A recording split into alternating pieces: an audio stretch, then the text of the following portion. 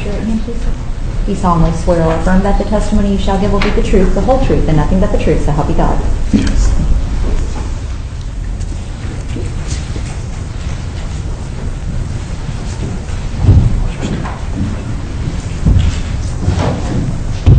You may proceed. Thank you, Your Honor. Good morning, sir. If you'd please tell the members of the jury your name. Jahvaris Fulton. Mr. Fulton, how old are you? 22. In what city do you currently live? Miami. Can I ask you to scoot up just a little bit so we can get you into that microphone? How long have you lived in the Miami area? All my life. Are you in school? Yes. Where is it that you attend school? Florida International University. And what year will you be at FIU this coming fall? This will be my senior year. Do you have a major? Yes. And what is that?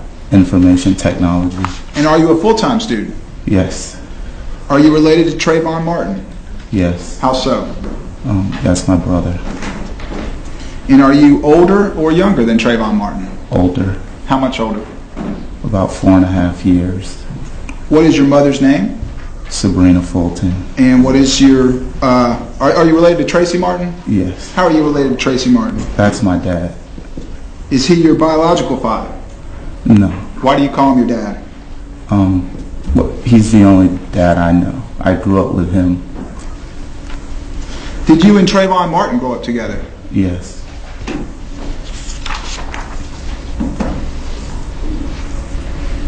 And how would you describe your relationship with Trayvon Martin growing up? Were y'all close or what? Yes, we were very close. Despite the 4 years age difference, did the two of you, you and Trayvon Martin, do things together when you were growing up? Yes. Let me turn your attention to the month of February 2012. Were you and Trayvon Martin living together at that time? Yes. And who did you live with? My mom, Sybrina Fulton, my brother, and my uncle. Let me turn your attention to Sunday, February 26th. Were you aware that Trayvon Martin was with his father, Tracy Martin, in Sanford, Florida that day? Yes. Did you go to Sanford that weekend? No.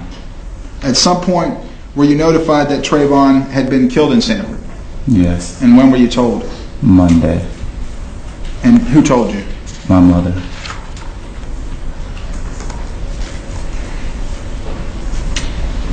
Since your brother's death, have you had an opportunity to hear a tape that contains screaming and a gunshot?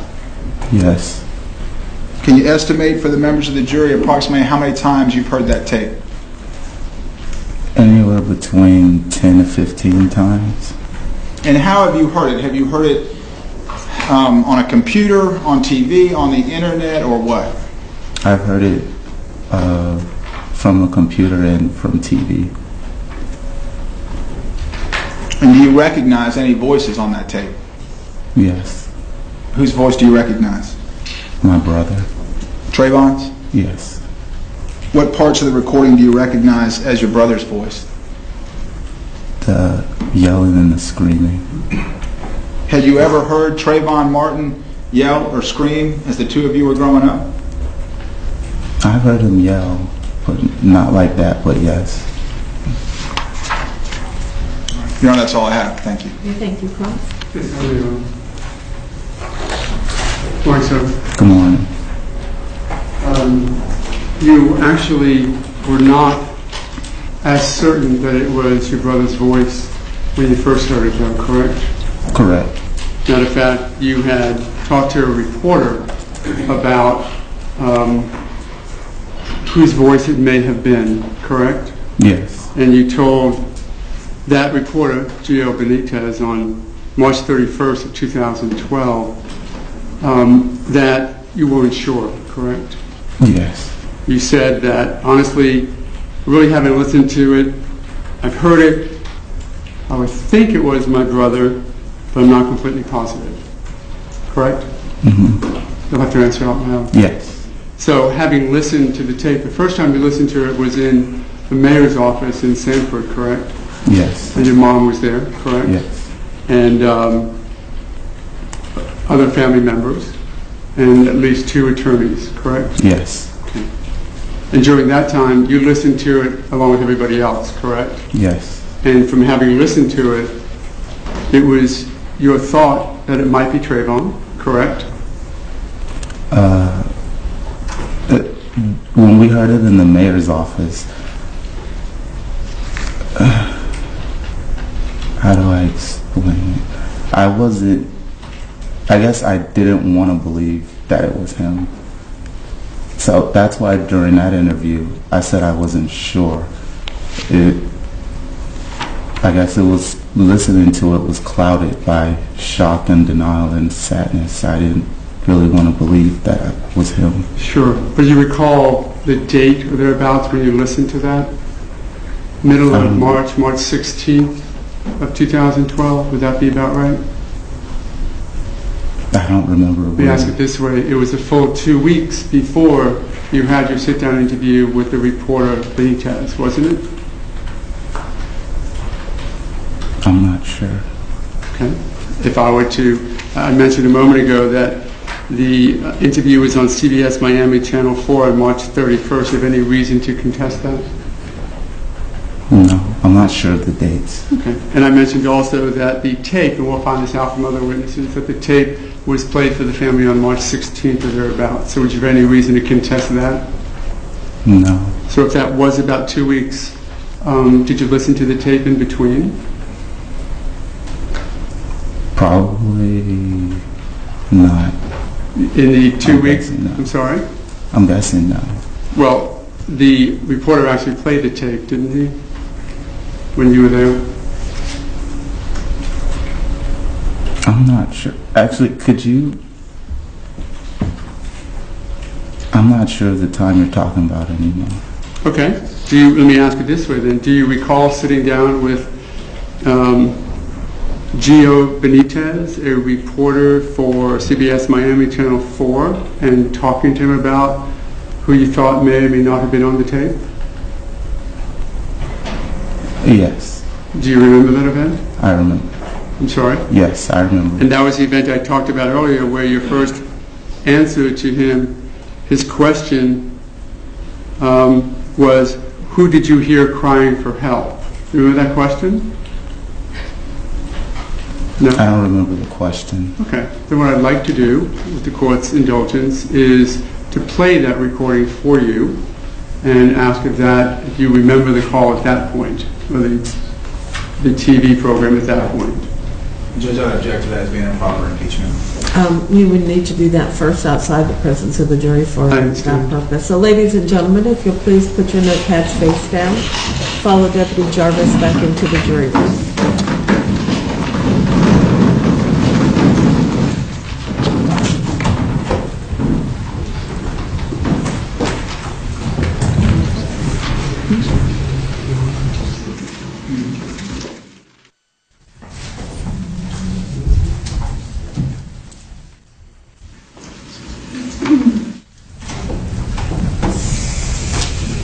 Please be seated.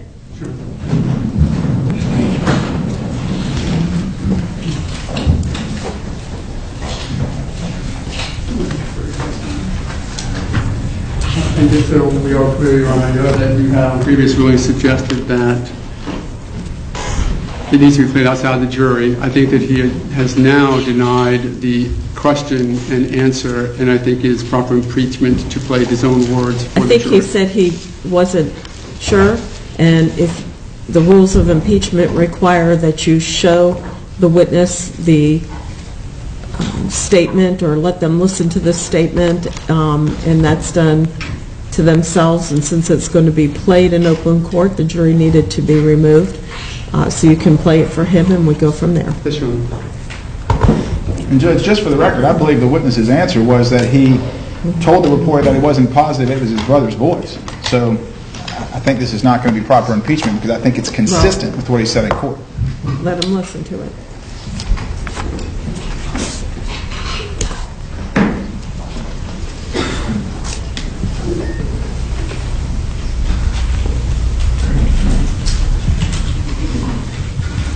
Obviously, you heard those calls. It has video. I don't know that it's necessary for the witness to see the video. So rather than go through warming up the Just go ahead and projector. play it, yeah.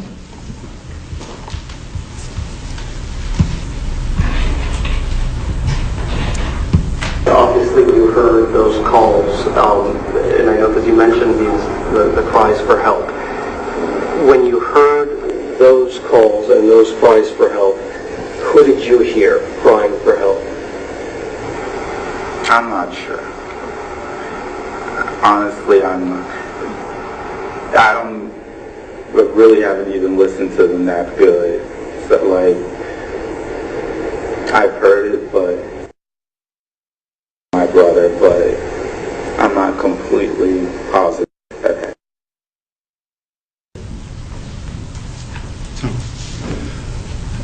For these purposes, does that assist you in remembering the conversation you had with Gio Benitez? Yes. That was, of course, your voice, correct? Yes. And you did say to him the words, "I'm not sure." Yes. So at that, I think that is for the purpose of impeachment, but I am going to renew my request that based upon his equivocation concerning his answers to Mr. Well, I need to hear his answer to the original question because the state is saying that he answered similarly. So if the court reporter could take a moment to read it back. And as she's doing that, I think when I said to him his words, he said yes. But then when I asked him again later, so I think the later question is the more relevant one, he said, "I really don't remember." And it was for that reason that I broke and wanted to remind him. So yes, the first question he did, but then he equivocated towards the end of his testimony. Judge, I think his answer, if I don't know, was, do you remember the reporter asking you the question, that particular question? But he did not equivocate about what his answer was. He said his answer was he wasn't sure at the time, which is what he said here today. Thank you. If y'all will just not say anything so the court reporter can look back.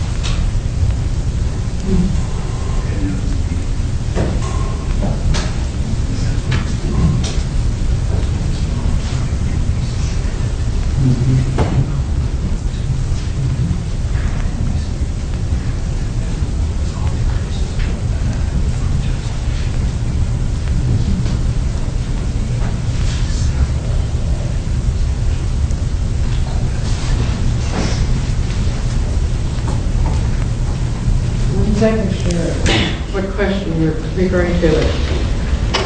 I'll just read this question. Good morning, sir. Not to interrupt you, I think it was literally that question. It was the first question I asked. Okay. Answer question. You actually were not as certain that it was your brother's voice when you first heard it, though, correct? Answer, correct. Question, as a matter of fact, you had talked to a reporter about whose voice it may have been, correct? Answer, yes. Want me to keep going? Yes, I want... Question, and you told that reporter, Gio Benitez, on March 3rd, 2012, that you weren't sure, correct? Answer, yes. Question, you said that honestly, well, you haven't listened to it. I'd heard it. I would think it was my brother, but I'm not completely positive, correct? Answer, uh-huh. Question, you have to answer out loud. Answer, yes. This would be impeachment of a collateral matter as to whether or not the question was asked, but his answer is the same. I would ask that the court reporter, my concern was that he equivocated when I asked him just at the end of the examination before he took a break. So maybe we can have the last 3 or 4 questions just so it's in context.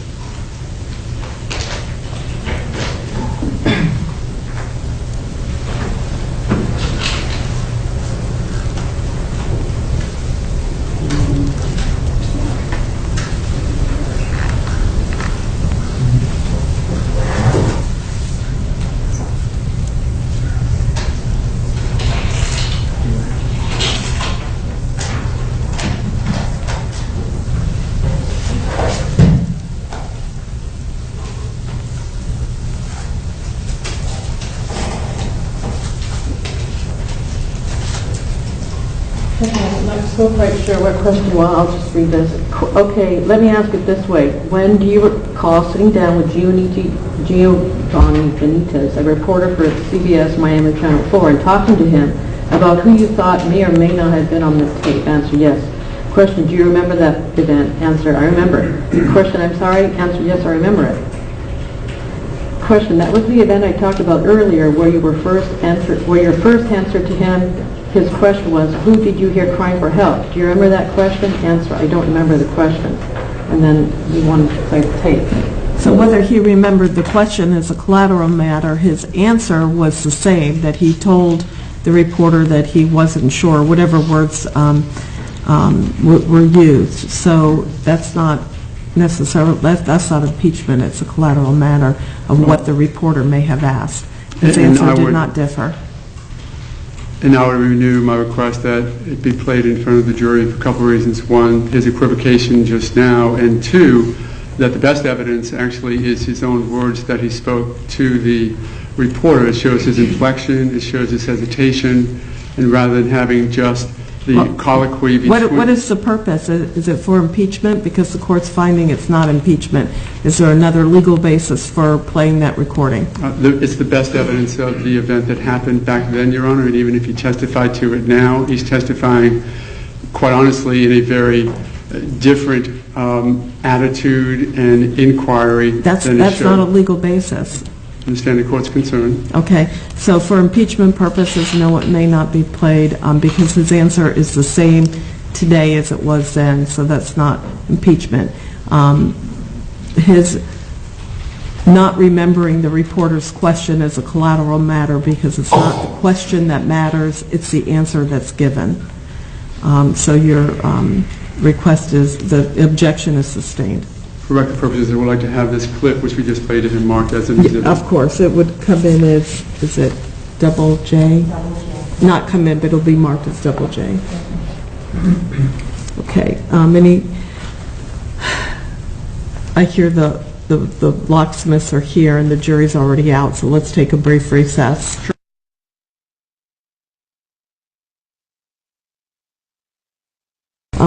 Go back to where you were, but you cannot discuss your testimony with anybody, okay? All right. Court will be in recess until further notice.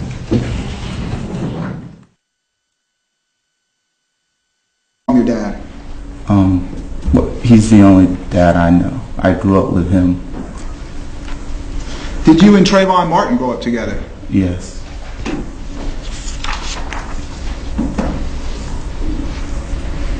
And how would you describe your relationship with Trayvon Martin growing up? Were y'all close or what? Yes, we were very close. Despite the 4 years age difference, did the two of you and Trayvon Martin, do things together when you were growing up? Yes. Let me turn your attention to the month of February 2012. Were you and Trayvon Martin living together at that time? Yes. And who did you live with? My mom, Sybrina Fulton, my brother, and my uncle. Let me turn your attention to Sunday, February 26th. Were you aware that Trayvon Martin was with his father, Tracy Martin, in Sanford, Florida that day? Yes. Did you go to Sanford that weekend? No. You have a major? Yes. And what is that? Information technology. And are you a full-time student? Yes. Are you related to Trayvon Martin? Yes. How so? That's my brother. And are you older or younger than Trayvon Martin? Older. How much older? About 4.5 years. What is your mother's name?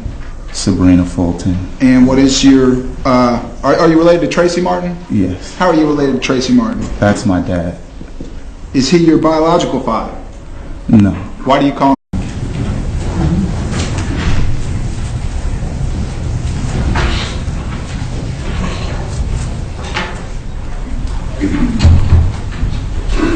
Raise your right hand, please. You solemnly swear or affirm that the testimony you shall give will be the truth, the whole truth, and nothing but the truth, so help you God. Yes.